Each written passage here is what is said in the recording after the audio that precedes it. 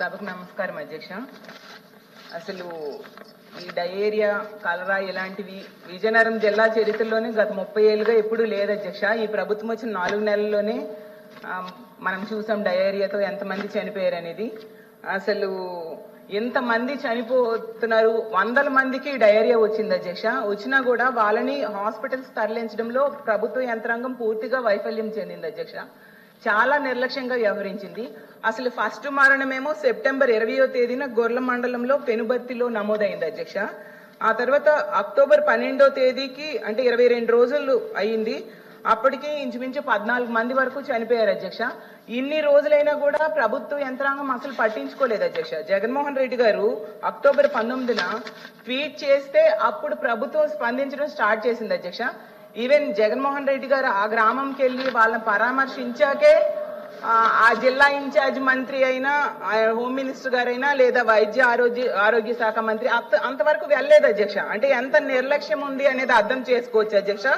అసలు ఎంత ఘోరం అంటే ఆ డయేరియా బారిన పడిన వాళ్ళకి స్కూల్ బెంచ్ల మీద ట్రీట్మెంట్ ఇచ్చారు అధ్యక్ష. దగ్గరలో 20 కిలోమీటర్లు విజయనగరం హాస్పిటల్స్ ఉన్నాయి, వైజాగ్ కూడా దగ్గరలో, అక్కడ తీసుకెళ్లొచ్చు కదా అధ్యక్ష. అంటే ఎంత సిగ్గుచేటు అనేది మనం అర్థం చేసుకోవచ్చు అధ్యక్ష. అలాగే తీసుకుంటే ఎక్స్గ్రేషియా ఇవ్వకపోవడం ఏంటి అధ్యక్ష. ఆ రోజు జగన్మోహన్ రెడ్డి గారు 2 లక్షలు ఒక్కొక్కరికి ఎక్స్గ్రేషియా ప్రకటించారు. అలాగే అసలు ఉన్న సంఖ్యని, చనిపోయిన వాళ్ళ సంఖ్యని ఎంతసేపు తగ్గించడానికే ప్రభుత్వం తగ్గించి చూపించాలని ప్రయత్నిస్తూ ఉన్న విషయం అర్థమవుతుంది. ఎందుకంటే కలెక్టర్ గారు ఒకరు చచ్చిపోయారు అంటారు, చంద్రబాబు నాయుడు గారు ఏమో 8 మంది అంటారు, పవన్ కళ్యాణ్ గారు 10 మంది అంటారు. అంటే ఉన్న సంఖ్యని తగ్గించడానికి ప్రయత్నించారు తప్ప దాన్ని ఎలా నివారించాలి, ఇది వాటర్ వలన వచ్చింది, అది ముందు ఆ వాటర్ పొల్యూషన్ ని తగ్గించాలి, వాళ్ళకి మంచి వాటర్ ఇవ్వాలి, దాని మీద దృష్టి లేదు. ఎంతసేపు చచ్చిపోయిన వాళ్ళ సంఖ్యను తగ్గించేద్దాము అనే దృష్టి తప్ప. ఎందుకు అధ్యక్ష మా జగన్మోహన్ రెడ్డి గారు వెళ్ళినంత వరకు ఇన్ఛార్జ్ మినిస్టర్ గానీ హెల్త్ మినిస్టర్ గారు కానీ వెళ్ళలేదు అధ్యక్ష. అలాగే వాళ్ళకి ఆదుకోవాల్సిన అవసరం ఉంది. అలాగే ఇంత నిర్లక్ష్యం చేసిన అధికారులకి శిక్షించాల్సిన అవసరం కూడా ఉంది అధ్యక్ష. పరిహారం కూడా వెంటనే ప్రకటించాలని కోరుతున్నాను అధ్యక్ష. అసలు ఎవరైనా అధికారుల మీద చర్య తీసుకున్నారా లేదా అని కూడా అడుగుతున్నాను అధ్యక్ష. తీసుకోకపోతే చర్య తీసుకోవాలి, అలాగే ఎక్స్గ్రేషియా ప్రకటించాలని కోరుతున్నాను అధ్యక్ష. థ్యాంక్ యూ అధ్యక్ష. ఇంకో సప్లిమెంటరా అచ్చెన్నాయుడు. ఉపన్యాసాలు చాలా బాగున్నాయి అధ్యక్ష. ఆ నియోజకవర్గానికి పెద్దలు బొత్స సత్యబాబు గారు ప్రాతినిధ్యం వహించారు.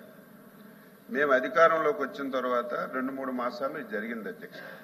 మేము కూడా 15-20 సంవత్సరాలు లేనటువంటి వ్యాధులు కలరా కానీ డయేరియా కానీ మనం వింటున్నామంటే బాధ కలుగుతుంది.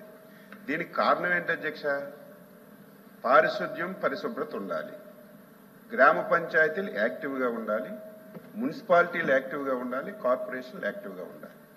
ఈ 3 యాక్టివ్గా లేకపోతే ఎవరు ఎన్ని చేసినా సరే దీన్ని అరికట్టలేమనేది అందరికీ తెలిసిన విషయం.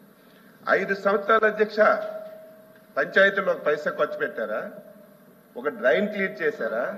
ఒక ట్యాంక్ ఉంటే ట్యాంకులో ఒక పిడికిడు ఉపన్యాసాలు ఇవ్వడం కాదు.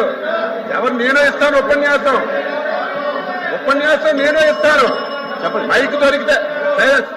మైక్ దొరికితే నేను ఉపన్యాసం ఇస్తాను. 5 ఇయర్స్ ఒక్క వాటర్ ట్యాంక్ లో అధ్యక్ష, ఒక్క వాటర్ ట్యాంక్ లో ఒక పిడికిడు బ్లీచింగ్ వేసిన సందర్భాలు లేవు. పేదవాడికి ఒక్క టాయిలెట్ కట్టిన సందర్భాలు లేవు. జరగదు అధ్యక్ష, ఇది జరగాలని కోరుకోం, జరగకూడదు. మేము వచ్చిన తర్వాత మళ్ళీ పంచాయతీలను బలోపేతం చేస్తున్నాం, మున్సిపాలిటీలను బలోపేతం చేస్తున్నాం.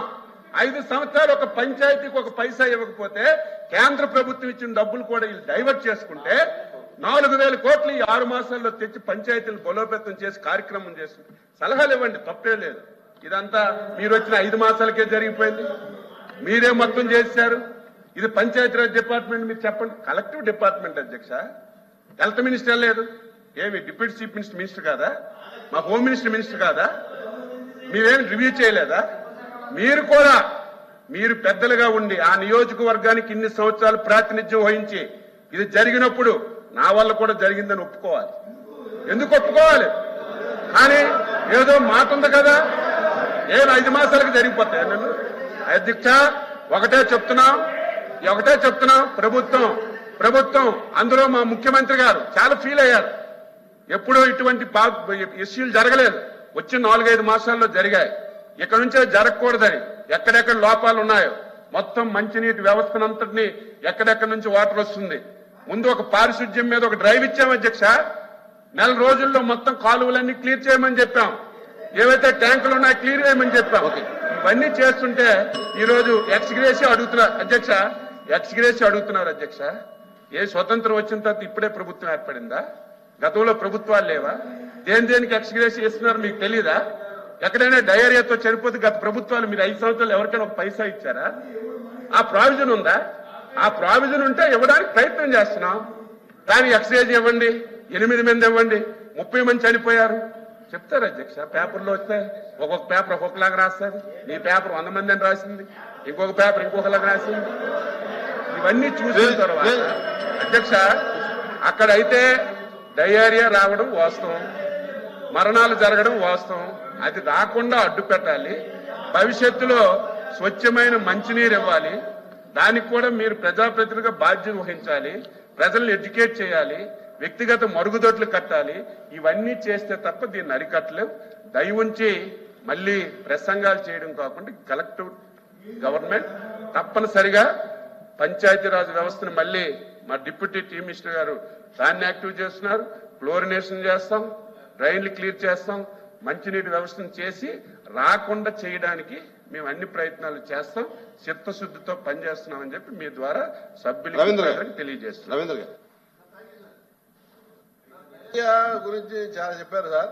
చిన్న విషయం మిస్ అయిపోయారు సార్. పోవర్టీ వల్ల డయేరియా వస్తుంది. ఆ విషయం సార్ తెలుసో తెలియదు. అసలు డయేరియా మన వచ్చింది దేని వల్ల కూడా తెలియదు. కలరా వల్ల వచ్చిందా, బ్యాసిల్లస్ వల్ల వచ్చిందా, లేకపోతే అమీబా వల్ల వచ్చిందా, దేని వల్ల వచ్చింది సార్ కాదు కూడా ఇంత తెలియదు. Diarrhoea is always symptom. Disease వేరు. Disease sir, disease poverty sir, unhygienic condition sir. Poor people గా వస్తుంది డయేరియా. ఆఫ్రికాలో ఎక్కువ వస్తుంది, మన ఇండియాలో అందరికి కూడా పూర్ పీపుల్ స్లమ్లో వస్తుంది. ఎక్కడ వస్తుంది? సిటీలో ఎక్కడ వస్తుంది సార్? బిల్డింగ్లు ఎక్కడ వస్తుంది సార్? మీరు ఇన్ని క్షుణ్ణంగా చేశారు కాబట్టి అది కూడా క్షుణ్ణంగా చేయండి సార్. మనం స్టడీ చేశారు. డయేరియా వచ్చిన కేసుల్లో ఎంతమందికి అనీమియా అని చూసారా? ఎంతమందికి ఏ రకమైన జబ్బులు ఉన్నాయో చూసారా? చాలా మందికి టీబీ ఉంటుంటుంది సార్.